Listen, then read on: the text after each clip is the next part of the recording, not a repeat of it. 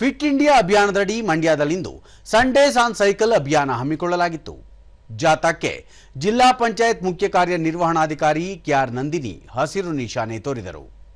ಇದೇ ಸಂದರ್ಭದಲ್ಲಿ ಬರುವ ಯೋಗ ದಿನಾಚರಣೆಯ ಅಂಗವಾಗಿ ವಿದ್ಯಾರ್ಥಿಗಳಿಂದ ಯೋಗ ಪ್ರಾತ್ಯಕ್ಷಿಕೆ ನಡೆಯಿತು.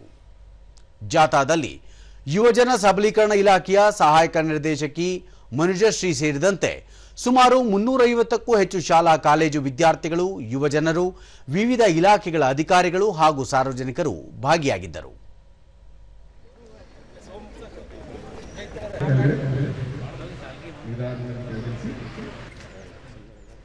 ಹಾಗೆ ರಿವರ್ಸ್ ಅಪೋಸಿಟ್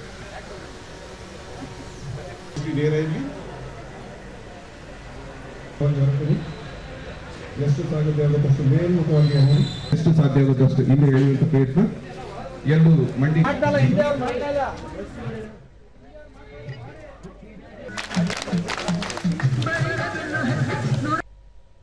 ಬಳಿಕ ಕೆಆರ್ ನಂದಿನಿ ಪ್ರತಿಯೊಬ್ಬರು ತಮ್ಮ ದಿನಚರಿಯಲ್ಲಿ ಪ್ರತಿದಿನ ಕನಿಷ್ಠ 20 ರಿಂದ 30 ನಿಮಿಷಗಳ ಕಾಲ ವ್ಯಾಯಾಮ ಅಥವಾ ಸೈಕ್ಲಿಂಗ್ ರೂಢಿಸಿಕೊಳ್ಳಬೇಕು.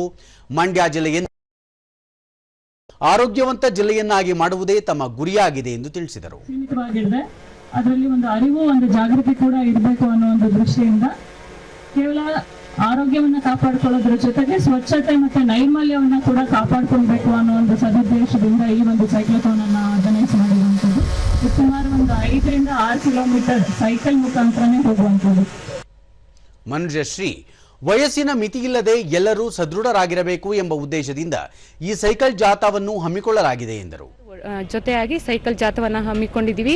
ಇವತ್ತು 300ಕ್ಕೂ ಹೆಚ್ಚಿನ ವಿದ್ಯಾರ್ಥಿಗಳು ಹಾಗೂ ಸಾರ್ವಜನಿಕರು ಸಹ ಜೊತೆಗೂಡಿ ಸೈಕಲ್ ಜಾಥಾವನ್ನು ಪಂಚಾಯಿತಿಯ ವ್ಯಾಪ್ತಿಯಲ್ಲಿ ಸ್ವಚ್ಛತೆಗೊಳಿಸುವ ಮೂಲಕ ಮತ್ತೆ ಸೈಕಲ್ ಜಾಥಾವನ್ನು ಹಮ್ಮಿಕೊಳ್ಳುವ ಮೂಲಕ ಇವತ್ತು ಕಾರ್ಯಕ್ರಮವನ್ನು ಕೈಗೊಂಡಿದ್ದೀವಿ.